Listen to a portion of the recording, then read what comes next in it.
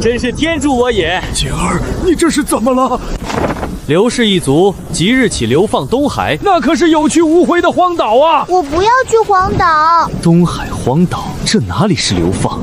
这简直就是去旅游啊！老子上一世在海边长大的，那里物产丰富，而且我还是个高材生，掌握现代科技。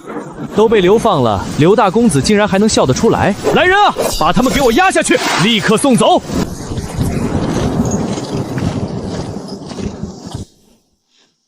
快走，别磨蹭！这荒岛十分凶险，我等返回交差，你们自生自灭吧！别冤枉我刘家！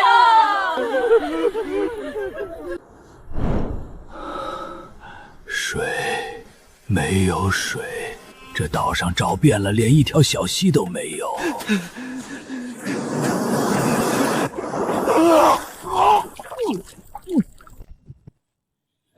景帝，你干什么？让我喝，我快渴死了！喝了这口海水，你会死得更快。景儿，这水到底为什么不能喝呀？你总得给个理由吧。海水里含有大量的盐分和复杂的矿物质，不仅不能解口，还会导致人体细胞严重脱水。你喝下去的不是救命水，而是催命符。那怎么办？我们只能等死吗？往林子深处走，那是野人的地盘，绝对进不得啊！但不进去，我们在海滩上只能被活活渴死啊！放心，有我在，我不会让你们渴死的。我现在就做出淡水给你们喝。大哥，你带人去海滩那边挖最细的海沙，捡一些小碎石头回来。好，听二弟的。嫂子，你去把昨天篝火堆里烧剩下的木炭全部收集起来，砸成小块，动作要快。大伯，你带几个人去那边的竹林里砍几根最粗的竹子回来。接下来我就要用这些工具做出淡水给大家喝。快，都按景儿说的做。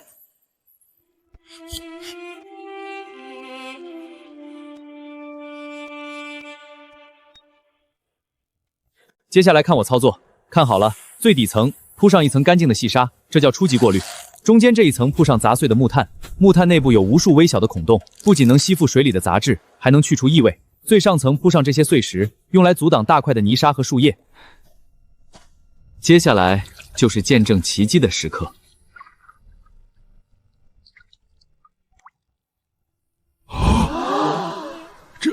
这水真的变清了。大伯，你们尝尝。是淡水，真的是淡水，而且还是甜的。景帝，你这是使了什么仙法？泥水竟然变成了甘泉，我们有救了，我们刘家有救了。朝廷不要我们，我们自己活。他们以为这是绝地，那我就在这绝地之上，造一座比大钱还要繁华的城寨。这声音好像是岛上那些嗜血的原始野人，他们发现我们了。这里是巨石部落的领地，你们是入侵者，交出你们刚才的那盆有毒的水，不然就把你们抓回部落。来得正好，正愁没人给我当免费劳动力呢，这就送上门来了。野人，真的是野人！景帝，他们手里有石斧，我们只有50个老弱病残，打不过呀。水可以给你们，但我想知道，在这座连淡水都稀缺的荒岛上，你们巨石部落凭什么称王？凭力量啊！在这座岛上，没有力量，连海里的鱼都抓不到。巨石部落的勇士力大无穷，你们这些瘦弱的外来人只能服从。首领，如果我能在力量上赢过你们部落最强的勇士，巨石部落以后就得听我调遣。如果我输了，这神奇的净水之法，我双手奉上，我们全族给你们干，敢不敢赌？瘦弱的外来人挑战我可以，但若输了，你的命就得留下。看到那块海神石了吗？重达1000斤，部落里除了我，没人能撼动它。举起它，你就是新首领。5、起！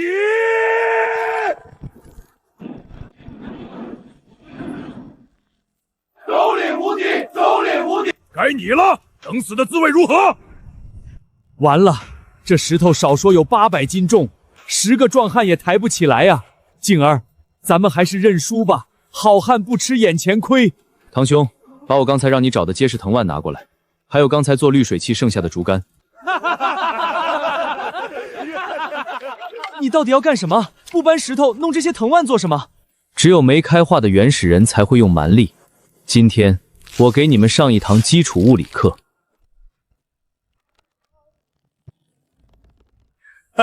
故弄玄虚，海神石是不可能被树藤拉起来的。这叫滑轮组，动滑轮能省一半力，加了3组。这1000斤巨石，我只需用不到200斤的力气，就能像拉风筝一样拉动它。装神弄鬼，起！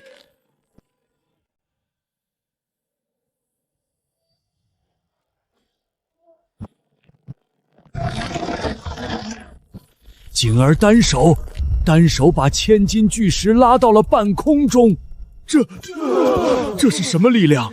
没有肌肉，没有神明附体，用一根破树藤拉起了海神石。怎么样，服了吗？巨石部落愿赌服输。您有比海神更可怕的智慧，从今天起，您就是我们的大首领。把我们的神圣推车推出来，给大首领送食物。这蛮人果然未开化，轮子居然是方的。大首领看，这是我们部落最伟大的发明。你们平时就是这么运东西的？对，虽然需要10个最强壮的勇士才能推动，但整体来说十分方便。又重又笨也能叫方便？大首领使不得，破坏形状会触怒神明的。触怒神明？我今天就是要告诉你们，我才是这个世界上唯一的神。改造完毕，大哥，你来推推试试。哈哈哈哈！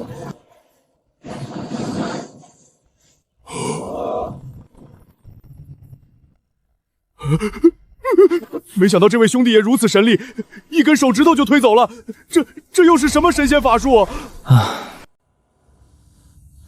从今天起，这座岛不再有什么神明，我会带领你们走向更高的文明，效率至上的文明。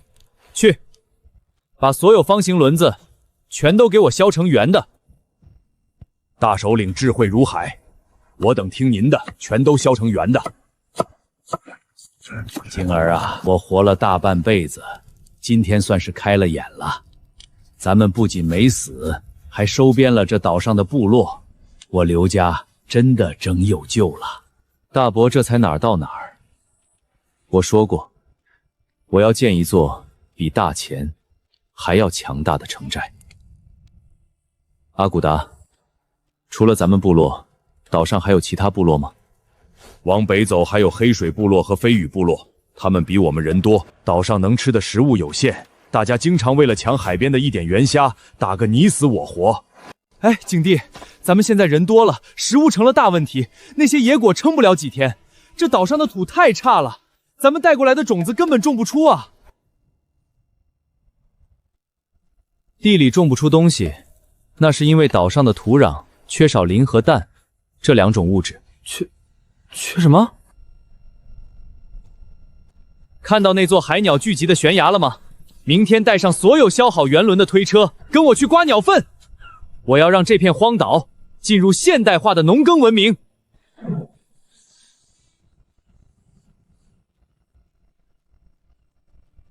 景帝，你大清早让我们推着这些车跑了10几里地，就是为了来运这些鸟粪。这东西腥臭难闻，能当饭吃还是能当兵器用啊？大首领不是我们不信，您这鸟粪崖在我们岛上几百年了，平时大家嫌脏，连靠近都不愿意。这东西真的能解决咱们的食物危机吗？这岛上常年暴雨，土壤里最核心的养分早就被雨水冲刷干净，而这些海鸟在这里繁衍万年，它们的排泄物经过日晒雨淋风化分解，已经变成了极其罕见的天然高浓度磷酸酰矿。兄弟，你说的这磷啊盐啊的，到底有什么用？简单来说，传统种地看天吃饭，1亩地能收1车粮食就是谢天谢地。但如今，只要把这天然磷飞撒进地里，就能彻底激活这片土地的生命力，庄稼的产量瞬间翻上5倍，甚至10倍。5倍，10倍！大首领，您是说，有了这东西，我们以后再也不用为了抢树皮和死鱼去打仗了？何止是不打仗，我要让你们顿顿吃香喷喷的白米和红薯。阿古达，带人给我装车，把所有的原型木车全部装满，一块结晶都不要留下。景儿，地虽然翻好了，你那些鲜肥也埋进去了，可这些种子是咱们流放路上好不容易省下来的，大多都受了潮。大伯，种子受潮不怕，我已经用木炭过滤出的纯净温水进行了催芽。催芽？至于我为什么懂这么多，有机会我会跟你讲清楚的。停！都听我口令，种地不是乱挥锄头，一切都要讲究标准化。每一垄沟宽度必须是2尺，2株作物之间间隔必须是1蠢。这只是开始，接下来就是见证奇迹的时刻。在京城丰美的水田连都不一定能活，在这沙石地里真的能行吗？这叫合理密植，保证每一株庄稼都能晒到充足的阳光，都能吸收到地底下的磷氮复合肥。别说景帝这么一弄，这地看起来比咱们老家御赐的良田还要整齐。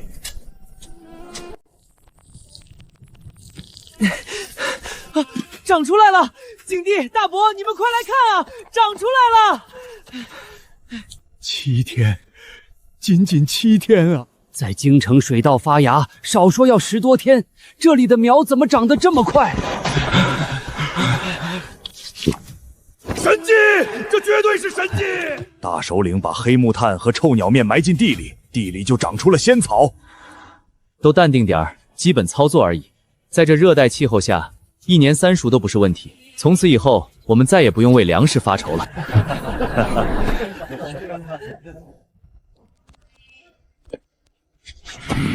谁？滚出来！是黑水部落的人。乌土，你鬼鬼祟祟的，带人偷看我们的鲜田做什么？想打仗吗？我们不是来打仗的。我们部落已经3天没找到吃的了，孩子都在啃树皮。我们闻到了你们这里有干净水的味道，还看到你们这里有这么多绿油油的仙草。尊贵的大首领，求求你给点吃的吧！我愿意用我们黑水部族所有的猎场和山头跟你们换。你看这，景帝，咱们自己的粮食也才刚种下去，虽然长得快，但现在收容他们会不会是个负担？乌图首领，拿好你的武器，我刘景这里不接受交换，更不需要奴隶。那您是要赶我们走吗？不，我是想给你们黑水部做一个选择，要么饿死，要么加入我的麾下，听从我的号令。看到这些庄稼了吗？只要你们加入，我会让你和你的族人生生世世再也不受饥饿之苦。你愿意吗？黑水部落上下200口，愿意追随大首领，勇士效章。哼，很好，3个部落我已经收编了2个，剩下的飞羽部落应该也快压不住了吧？粮食危机解决了，人口突破到了300人。哼，接下来原始的木器和石器该淘汰了。岛上的铁矿丰富，是时候建造第1座现代熔炉了。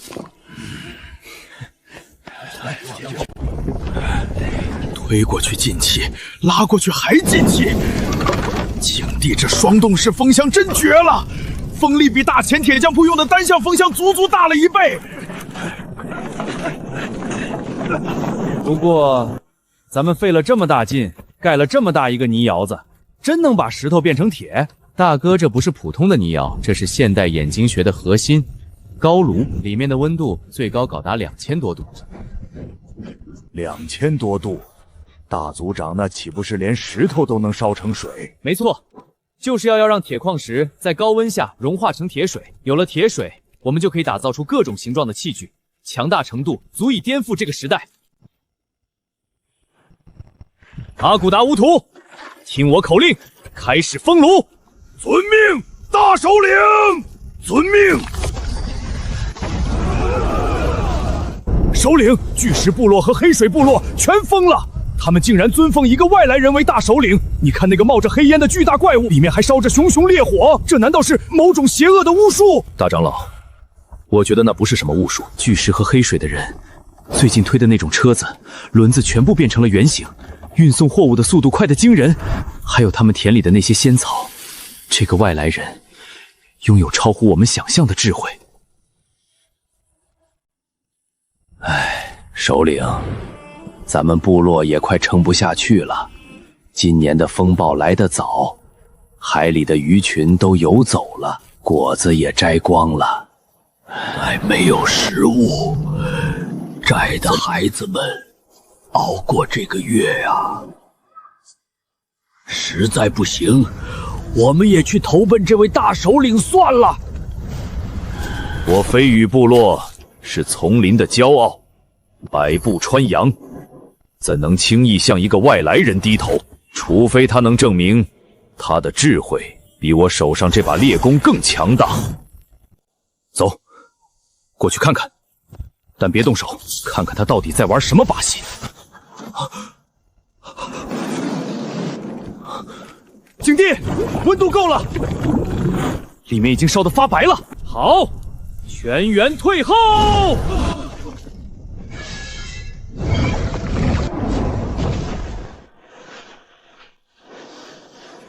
铁水，真的是铁水！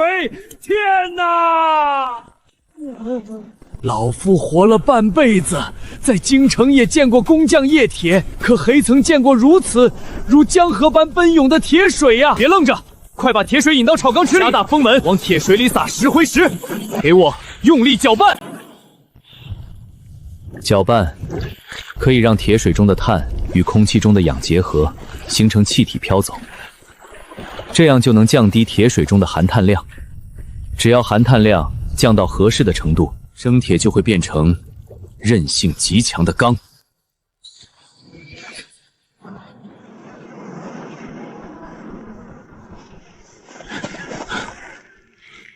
都别动！风鹰，你带人闯我们大首领的基地，你想找死吗？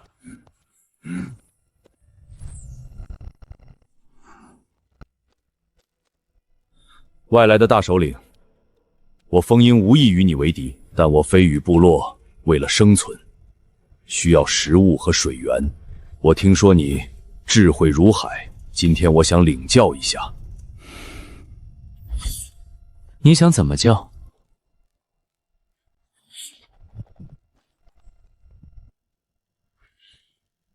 这是我们飞羽部落世代相传的黑曜石神刃，无坚不摧，能轻易切断兽皮和硬木。如果你手里那个用火烧出来的铁器能挡住我这一刃，我飞羽部落300口甘愿臣服，奉你为主。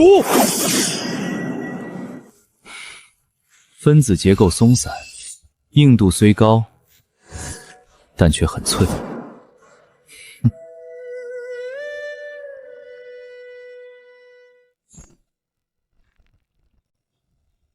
风鹰首领，不用你来砍我，把你的神焰放在那块生铁砧板上。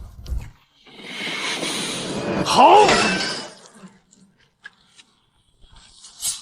我只出一刀，我倒要看看你这个外来人的铁怎么断我的神战。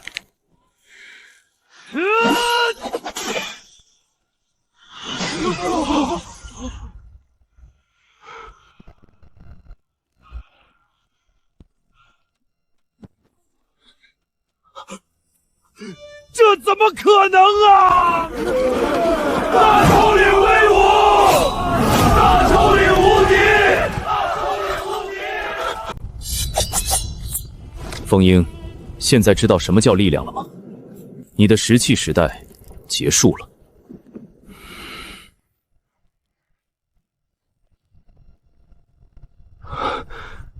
飞羽部落心服口服，大首领的智慧超越神明。从今往后，飞羽部落300弓箭手任凭大首领差遣，如有背叛，万箭穿心。景儿，如今3个部落尽数归顺，咱们的总人口已经突破了600大关，农田在鲜肥的滋润下，过几天就能收割了。现在又有了高炉和钢铁，咱们刘家真的在这荒岛上扎下根了。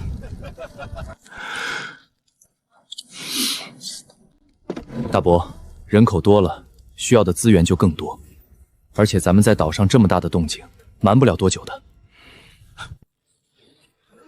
不好了！我的暗哨在东边海域发现，有10几艘挂着骷髅顽旗的巨大战船，正借着夜色，气势汹汹地朝我们的岛屿包围过来。挂着黄旗，难道是东海游猎黑帆海盗团？他们有上千号穷凶极恶的歹徒，专门杀人越货，一定是冲着我们的干净水和粮食来的。这群畜生，他们手里的刀剑都是从大前官兵那里抢来的精铁武器。咱们现在的钢刀还没大规模装备，人数也处于劣势，这可怎么办？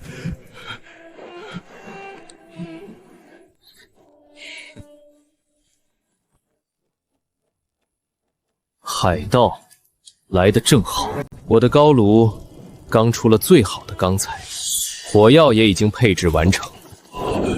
黄胡子，你以为你面对的是一群流放的犯人和原始人吗？时代变了，老子要在沙滩上把你们全团超度。景帝，你打造的这些指头大小的空心铁管，里面还塞了黑面面，这到底是什么东西啊？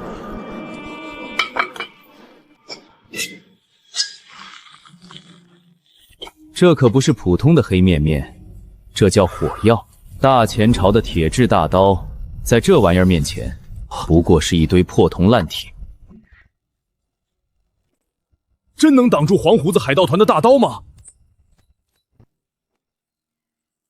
别说是大刀，就算是3层玄铁重铠，也能瞬间击穿。大首领，这兵器没有刀刃，也没有弓弦，它到底该怎么用？怎么用？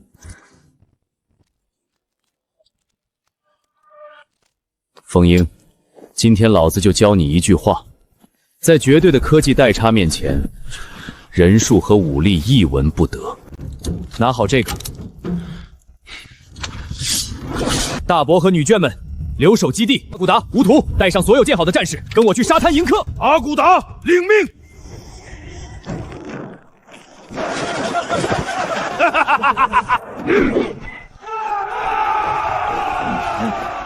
老子还以为这岛上是什么厉害人物呢！闹了半天是一群大前朝不要的流放软蛋，加上几百个连裤子都穿不上的野人。大哥，你看那主管里流来的水清亮无比，还有他们营子里那些绿油油的庄稼。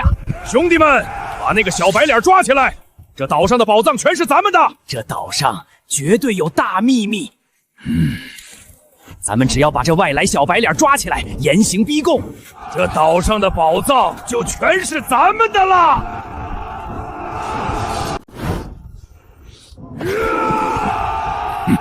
黄胡子，少在这里放屁！这位是我们3大部落共同尊奉的大首领，你们要是识相的，立刻滚回海里去，否则大首领的神力让你们死无葬身之地！神力？阿骨达，你是吃鸟粪吃坏了脑子吧？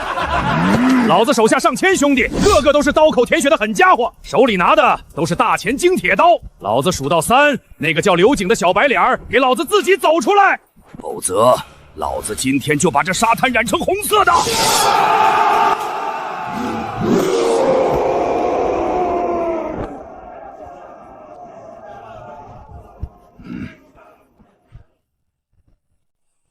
哟，大前的小白脸儿，算你识相，跪下，把净水执法和粮食交出来，老子可以考虑留你一条全须，让你少受点罪。黄胡子是吧？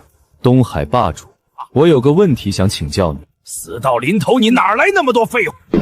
赶快问，老子的刀可不长眼。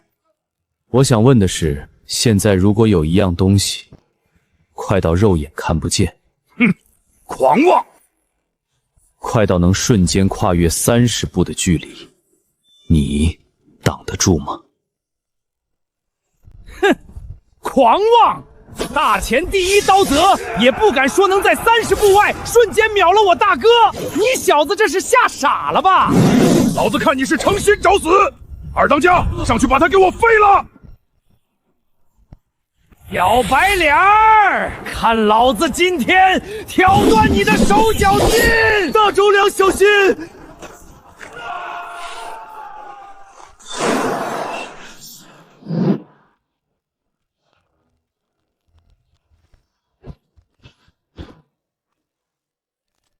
大人，时代变了。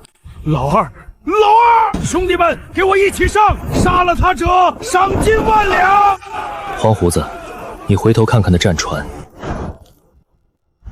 你以为只有我一个人吗？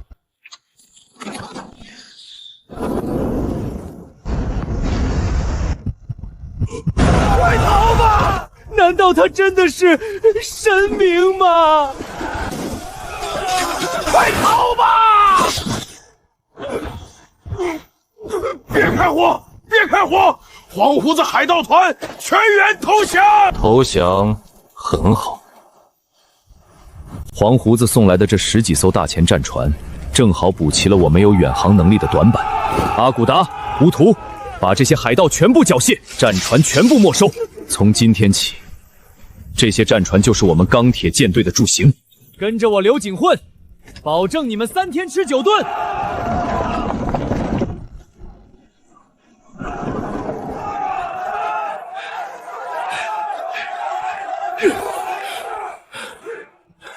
大首领，您吩咐的第3批石灰天塔混合粉已经全部在窑里煅烧完毕，兄弟们正按照您的比例往里面加水和碎石子呢。黄胡子，干得不错。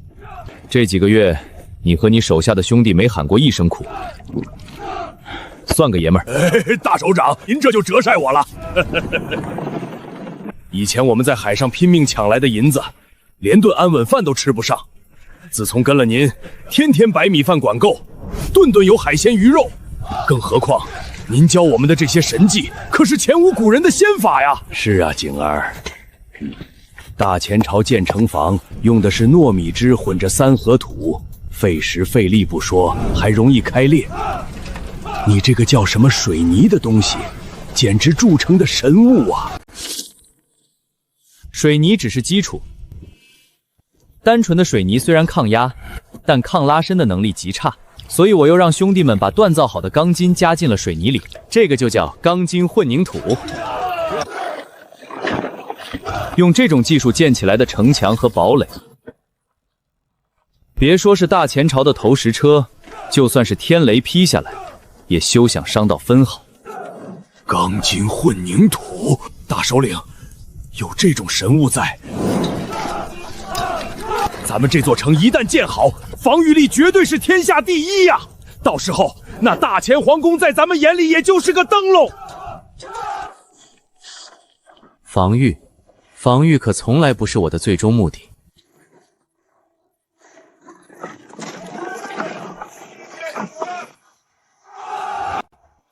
黄胡子，跟我去一趟海边码头。是，大首领。大首长，这就是铁甲兽。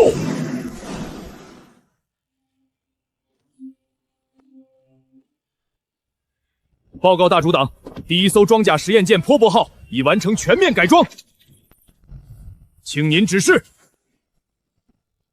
好，装甲铺设得很完美，有这层钢板在，大前水师那些破木头船撞过来，只会把自己撞得粉碎。这叫后膛炮。大前朝的神机营还在用从前面塞火药的前膛炮，打得不准不说，装填还慢得要死。前膛炮装填时要探出身子，咱们这个能直接从后面装炮弹，速度那叫一个快，兄弟们也能省点力气。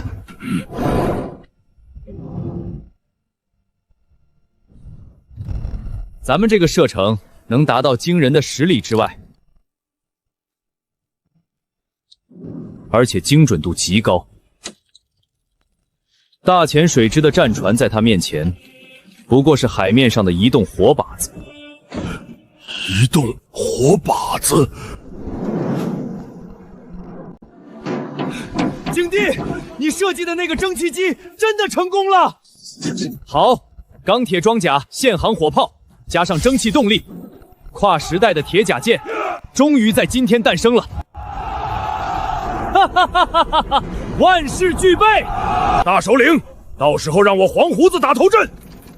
现在就等那个不知死活的朝廷把脖子伸过来了。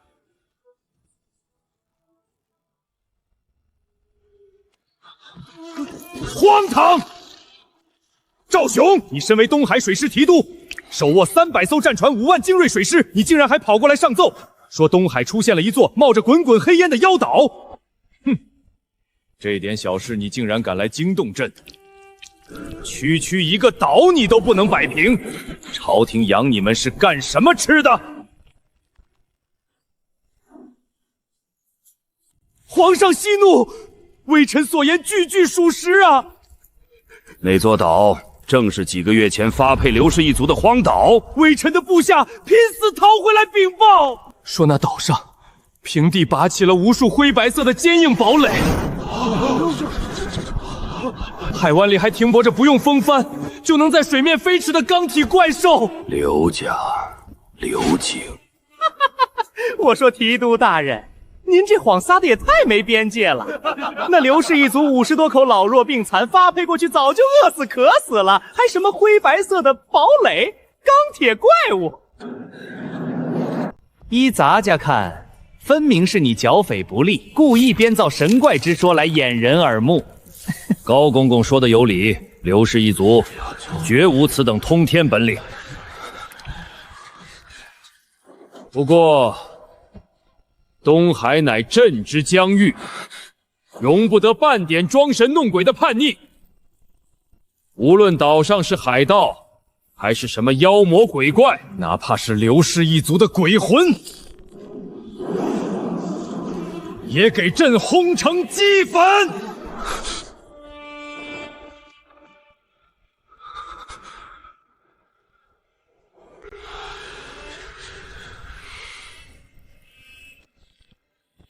赵雄，朕再拨给你100艘战船，外加2万水军，去给朕荡平那座荒岛。微臣遵旨，必将妖岛踏平，扬我大前国威。大首领，东边的海平面上出现大片黑影，数量极多，连绵10几里，好像是大前朝的正规水师，他们挂着战旗，来者不善呐。阵势的确不小，看来大前皇帝挺看得起我刘景。阿骨达，传令全舰进入战斗状态，让黄胡子后斗炮全部装填完毕。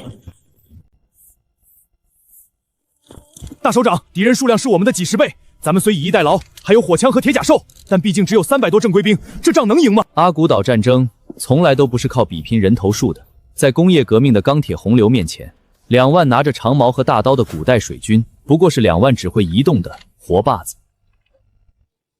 传我将令，全城进入1级战备，所有火炮进入战斗状态，填装弹药。我要把他们的木头舰队全部化为飞灰。兄弟们，准备迎战！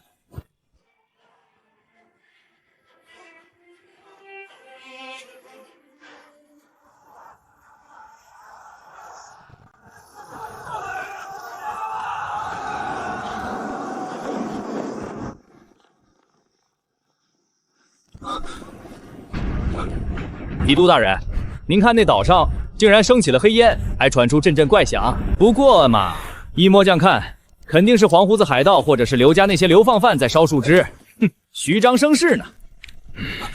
哼，那个该死的逃兵竟敢蒙骗我，那里有什么铁甲怪兽？还说什么不用风帆，速度极快。传本将令，全军满帆前进，弓弩手准备火箭，炮石机擦上火油，等靠近那座岛500米，就给本将放烧岛不留。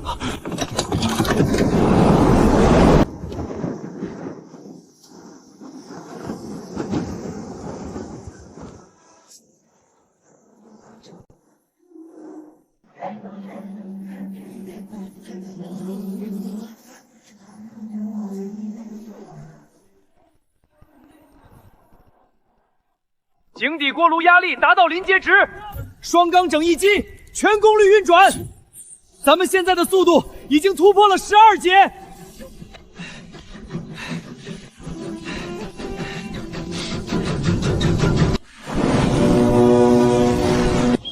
大首领没有风，我们竟然在逆风行驶，而且比飞鸟还要快。这铁甲兽果然厉害呀！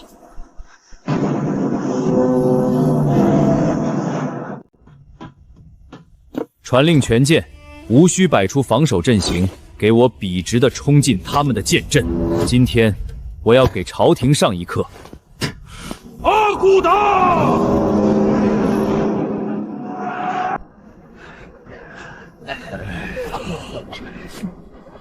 提督大人，那是什么东西？通体漆黑，没有风帆，却冒着白烟，它在逆风朝着我们冲过来，速度太快了！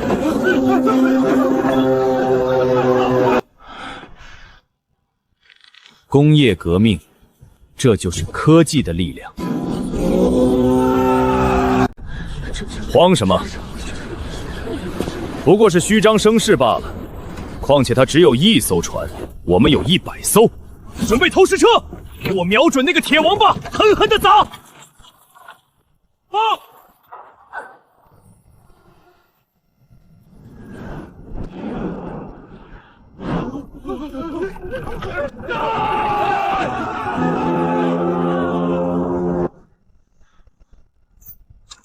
大首领说的对，这群人连射程这个最基本的概念都不懂，简直是来送死的。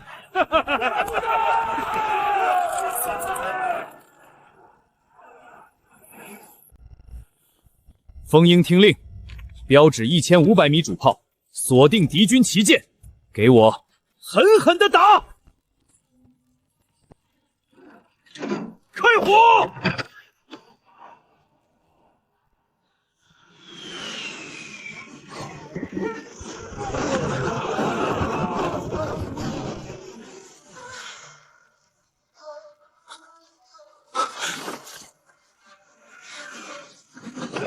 提督大人，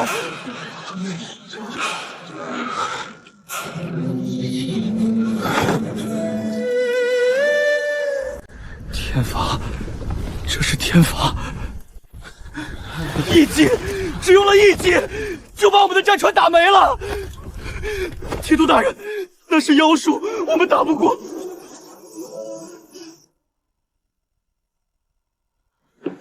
这怎么可能？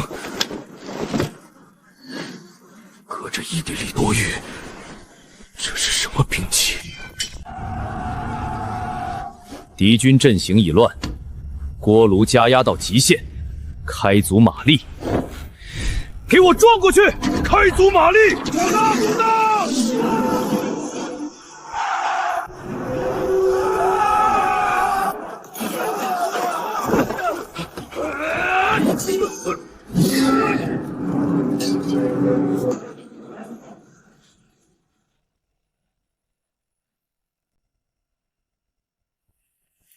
败了，我的2万精锐水军竟然败在了1艘船的手里。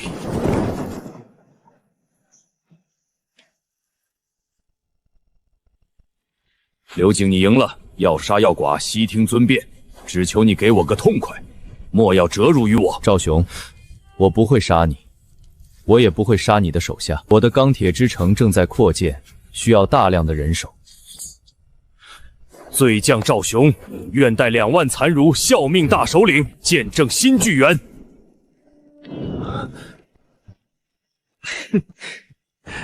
我刘景从不折辱他人，那不是一个现代文明者会做出的事。你们之所以败，不是败在勇气，而是败在了时代。时代？没错，木头与风帆的时代已经结束了。钢铁与蒸堑的纪元，在今天由我正式开启。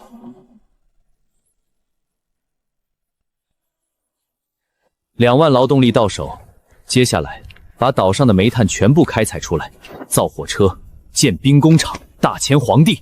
等我的钢铁舰队扩建完毕，就是我刘瑾重塑江山之日。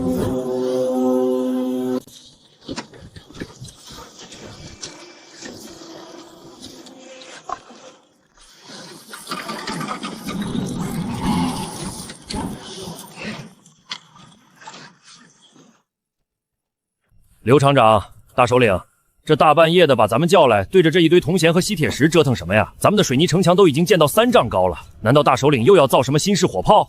不，赵将军，景帝说火炮只能摧毁敌人的肉体，而今天晚上我们要造的东西，将彻底摧毁几千年来人类对黑夜的恐惧。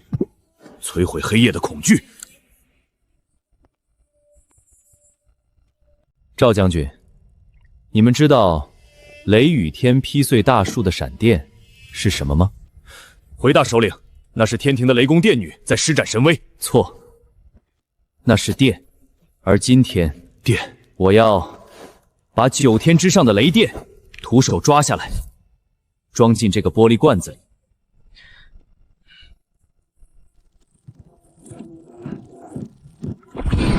发光了，没有油脂，没有燃烧，一块玻璃罐子竟然发出了比正午太阳还要刺眼的光。大首领您把太阳装进去了。太阳成了，真的成了！这难道就是你说的电灯？没错，这是直流发电机和第一盏白炽灯。直流发电机。赵将军，去告诉你的2万兄弟，从今往后，我们钢铁之城的夜晚再也不需要火把了。我要让这座岛成为大前版图上唯一一座不夜之城。遵命。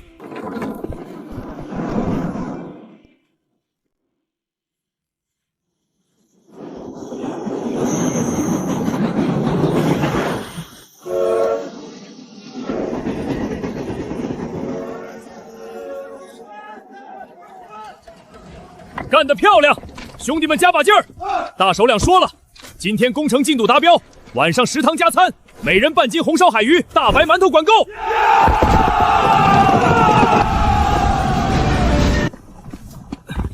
将军，说句大逆不道的话，以前咱们在大前当差，吃的是掺着沙子的糙米，还要被上面克扣军饷。现在在这儿当俘虏，不仅顿顿吃肉，大厅里还教我们认字，这哪里是什么妖岛，这简直就是世外桃源啊！就算现在大前皇帝下旨让我回去，我都不走了。荒唐，荒谬至极，荒谬至极！2万水师主力，100艘精锐战船，不到半日的时间，全军覆没。皇上，刚回来的士兵说，他们根本没有靠近那座岛。海面上突然冲出来一艘不用风帆的铁甲怪船，发出了一种能开山裂石的天雷火气，我们的楼船挨着就碎，擦着就沉啊！皇上，那刘瑾绝对是掌握了某种灭世的妖法。朕乃天子，受命于天，这天下岂有朕灭不了的妖法？刘瑾这个乱臣贼子，他在岛上修筑城池，这是要造朕的反，要断我大前的江山社稷呀！传朕的虎符密令，立刻调集京师神机营5万火枪军，再撤掉北方边关的铁浮屠重装骑兵10万，15万倾国之兵，高公公亲自挂帅，哪怕是填海，也要把那座岛给朕踏平。微臣遵旨。定当提刘瑾项上人头，来见吾皇。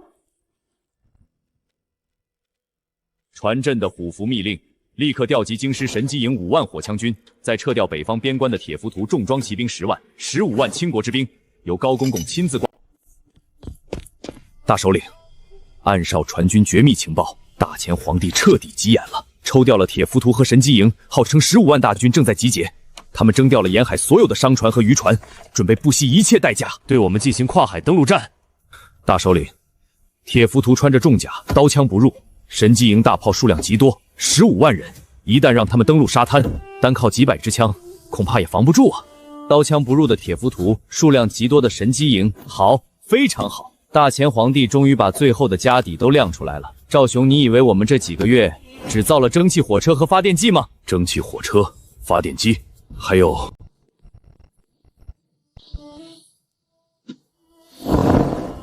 大首领，这是什么火器？为什么有6根管子？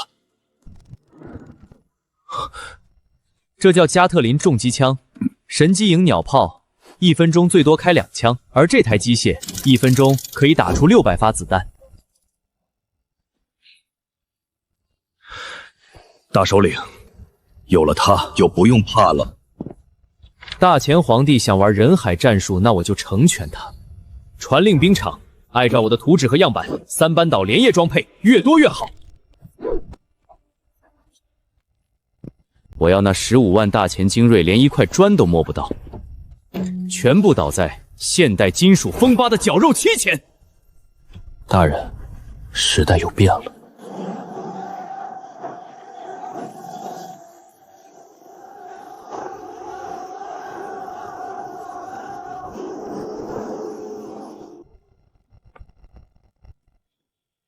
全员注意，敌军即将进入射程，这一战不仅是保卫家园，更是我们起飞的终极之战。大首领放心，我手下这2万兄弟配上了咱们最新的战斗服，早已准备就绪。刘景，你那妖法再强，能挡得住我这15万大军吗？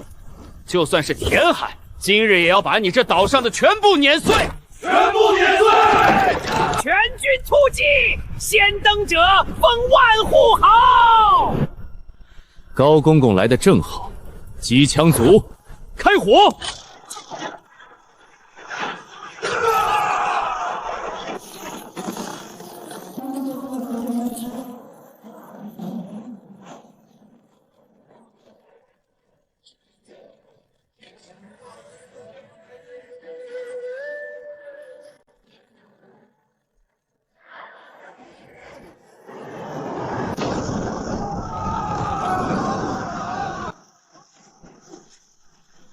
这是什么？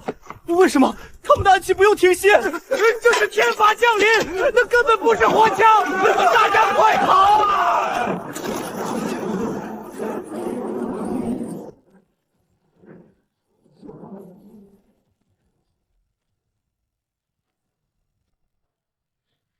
大首领，这一战彻底颠覆了我的认知。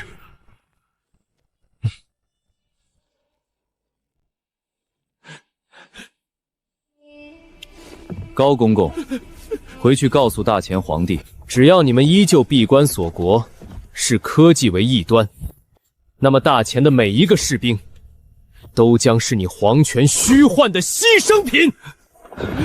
15万大军竟连一座岛都没登上去，朕的铁浮屠，朕的神机营，在那个叫刘景的人面前，竟然真的如同纸糊的一般。纸糊的一般。皇上，那不是人类所能抗衡的，那是超越了时代的神器。我们根本看不清敌人，甚至连反击的机会都没有。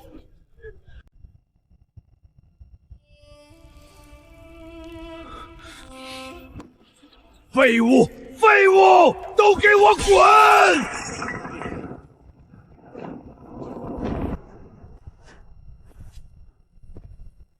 大首领，半年前我还在为您担忧，如今再看这满城的铁轨工厂与电镫，我才知道，您说的时代真的来了。赵雄，战争不是目的，文明的引进才是。如果大前的皇帝还能看到这些，能明白科技改变世界，也许结局会不同。接下来我们该怎么办？京城那边虽然大败，但依然固守，似乎并未放弃。他们不愿走出阴影，我们便带着光明过去，不必再用火炮去轰击京城。不用炮轰，那怎么办？我们要让大前的百姓看到什么是真正的幸福，什么是真正的文明繁荣。我们要做的是用我们的商品、我们的技术、我们的教育去消解那些落后的陈规陋习。商品、技术、教育。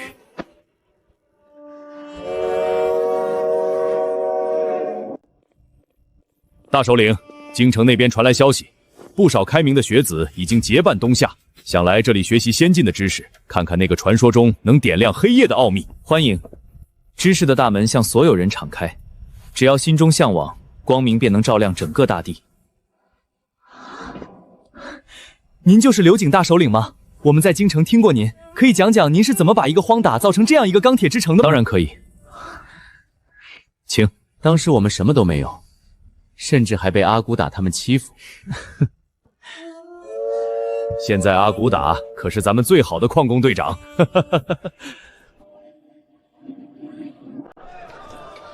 听说了吗？东方那座钢铁新城修了一条叫铁路的东西，一路铺到了咱们京城门口。说是今天有一头不用吃草只吃煤炭的钢铁巨龙，要拉着几百万斤的货物过来。怎么没听说？咱们现在穿的这便宜又结实的布料，还有晚上点的那不用油的电灯泡，这简直是咱们老百姓的福气啊！还研究了个叫什么化肥，咱们的粮食产量节节高。现在啊，咱们是吃穿不愁啊。确实比往年沉。那个生气机真是太神奇了，什么都能干。我这把老骨头也可以歇歇了。那铁疙瘩替咱们干活了。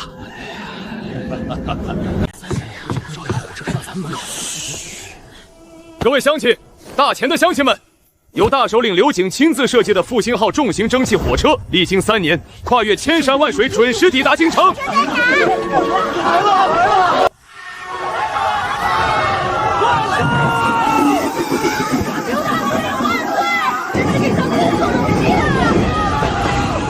这就是咱们的钢铁巨龙！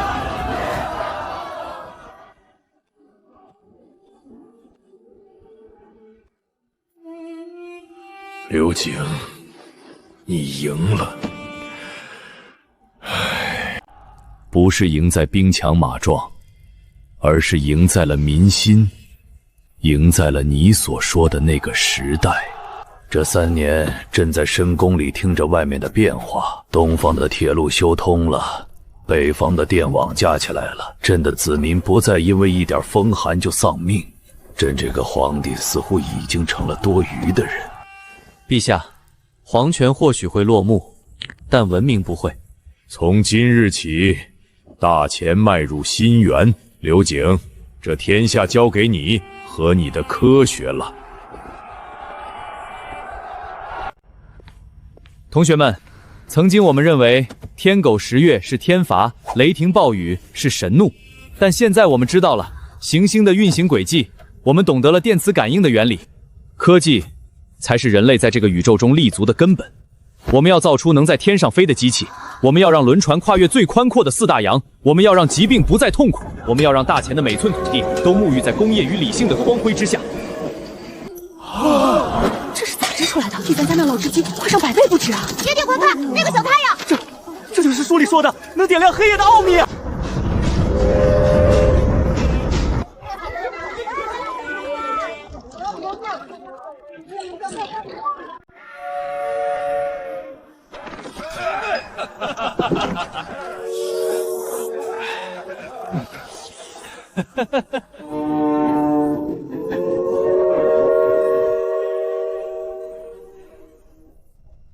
从荒岛流放到工业火种燃遍天下，这一路走来，我没用过1次私刑，没凌辱过1个俘虏，因为我知道，真正的征服不是霸占，而是让落后的文明在先进的文明面前，通过理性的觉醒，实现自我的重塑。